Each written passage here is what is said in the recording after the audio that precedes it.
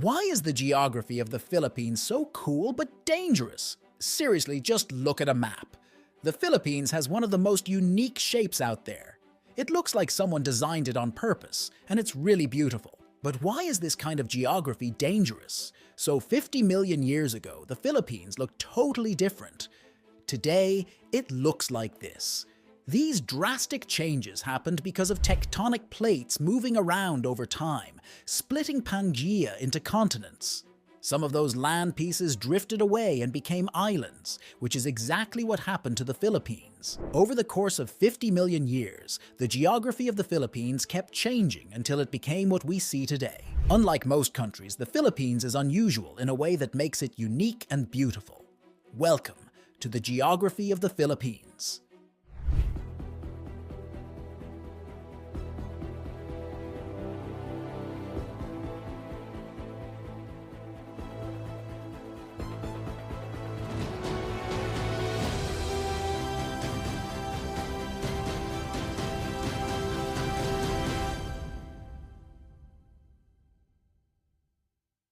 Now, the Philippines is an archipelago.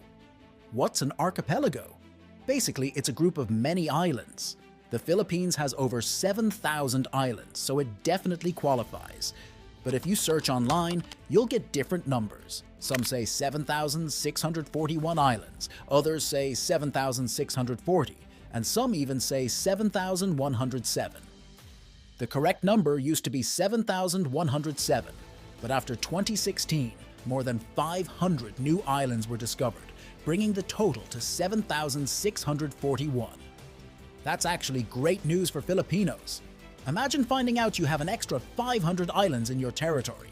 Now let's talk about size. The total land area of the Philippines is 300,000 square kilometers. To give you an idea of how big that is, if you put the Philippines on a map of Europe, it would be bigger than the United Kingdom, Ireland, and a few other countries combined. Even if you compare it to South Korea, you'll realize the Philippines is pretty big. So, while it might look small on a map, it's actually quite large compared to many other countries in the world. Being an archipelago has its perks, but also its challenges. Before diving into the downsides, let's bask in the positives for a bit. Picture this. The Philippines boasts over 7,000 islands. That means thousands of potential beaches, each one a unique gem just waiting to be discovered. It's no wonder tourism is a major player in the economy here. In 2023 alone, tourism brought in a whopping 480 billion pesos. That year, the country welcomed over 5.4 million international visitors. And why wouldn't they come? The stunning coastlines offer a different adventure for every tourist. You've probably heard of Boracay, one of the most famous beaches not just in the Philippines but worldwide. Yet Boracay is just one of countless beautiful beaches scattered across this archipelago, many still untouched by the public. But it's not just about the beaches. The Philippines is a biodiversity hotspot, and that's no exaggeration. Imagine over 52,000 species of plants and animals, half of which you can't find anywhere else on Earth. That's right. Half of those species are endemic to the Philippines. This makes the country a goldmine for biodiversity research and discovery. Take mammals, for instance. The Philippines is home to around 200 species, with 100 of those being endemic. One of the most fascinating is the Philippine tarsier, or Tarsius siricta, specifically the genus Carlito. While tarsiers can be found in Indonesia and Borneo, this particular type is native only to the Philippines. When it comes to birds, the Philippines boasts 600 species, with 200 endemic ones. Reptiles? They've got over 350 species, 150 of which are endemic. Amphibians? 110 species, with 80 unique to the Philippines. The marine life is just as impressive, with 500 species of coral reefs and thousands of marine species, including over 2,000 fish species. Anyway, what makes this biodiversity so rich? The unique geography of the Philippines, of course. Being a tropical country with many isolated islands has created a haven for diverse plant and animal life. Many of these islands have remained pristine, untouched by human activity, allowing nature to thrive. Thousands of years ago, vast rainforests covered the land, laying the groundwork for the incredible diversity we see today. So the Philippines isn't just a tourist paradise. It's a crucial player in global biodiversity research, continually offering new species to discover and study, all thanks to its remarkable geography and rich natural heritage. But that was just the other side of the Philippines' geography.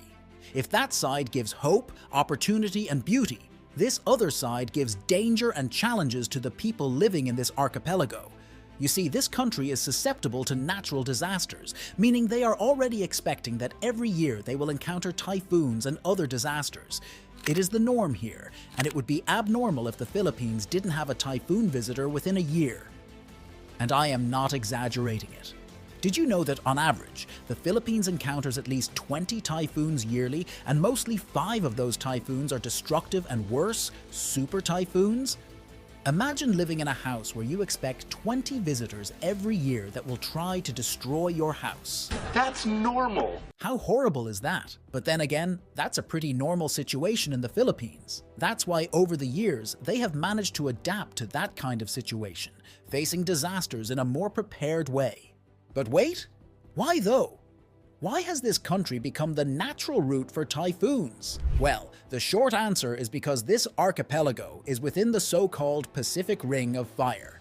If you look at the map, this is where the Pacific Ring of Fire is located, and as you can see, it is exactly within the Philippines area. For those who don't know, the Ring of Fire, also referred to as the Circum-Pacific Belt, is a path along the Pacific Ocean characterized by active volcanoes and frequent earthquakes.